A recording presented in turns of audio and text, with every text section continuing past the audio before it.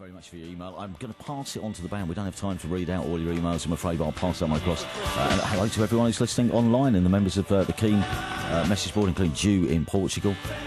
I sort of neglected to say or to ask about the fact that you went away to make this record. You went to Berlin. Was that a random choice? Was there a musical reason for going, or did you just think Berlin looks nice?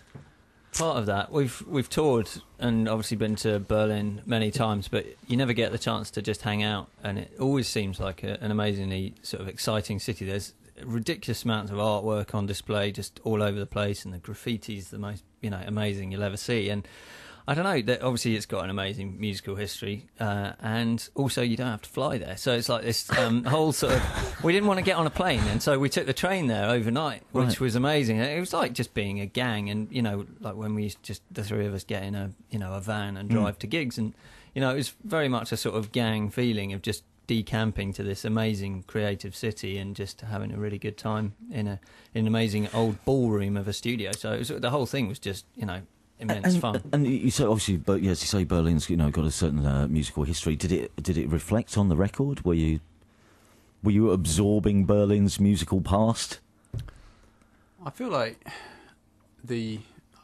probably in a sort of non-obvious way. I think it's such a historic city between the kind of the wall and the Second World War stuff, and the for me, I think musically it would have been more like the kind of cabaret era and the 30s stuff. We were watching a lot of. We had this above the mixing desk in the studio. We got this projector set up with loads of old Marlene Dietrich films. Really? And we would just had them sort of on an endless loop in the background, and I think that was the kind of...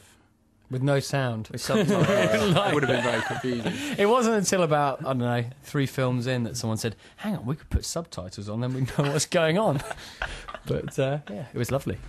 So you really... Well, it sounds like you were making a sort of, like a cocoon for yourself in a way. Yeah. Well, somewhere safe to go and sort of make this record. Yeah, we've recorded down near where we all live for the first 2 records, and we kind of felt we wanted this spirit where we were all together all of the time. And I think we felt it was really important, partly because we all wanted to be together. And I don't know, just so that we could all feel like the experience of making the record was done, as collaboratively as possible. Was there almost a feeling of sort of, repairing the band that was the band that you were back in 2003?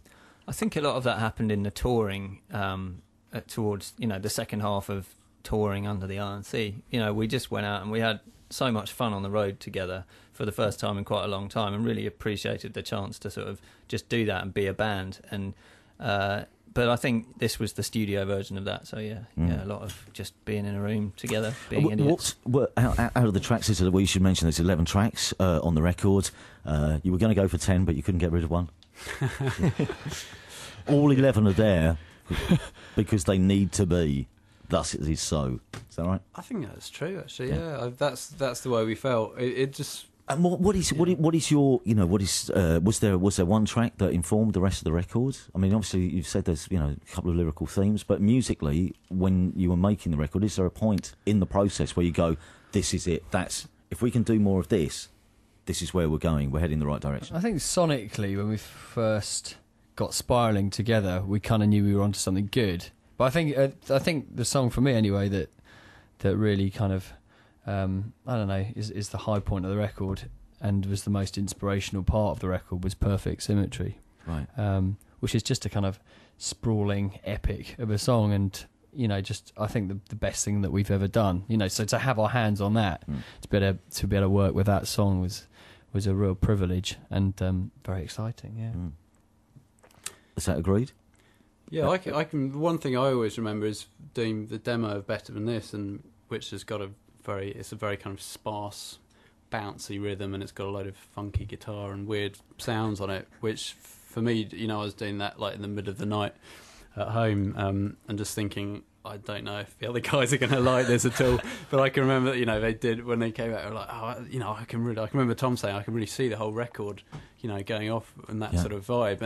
And I think I felt like that was a turning point because I felt like then we started to open up to a completely different way of approaching the songs. You see, we've been here 45 minutes. That's the first time we've managed to get the F word, the funky word in.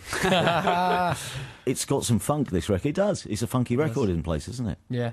Yeah. Absolutely. Don't know where that came from. I'll tell you what, seeing as you mentioned it, though, we should play...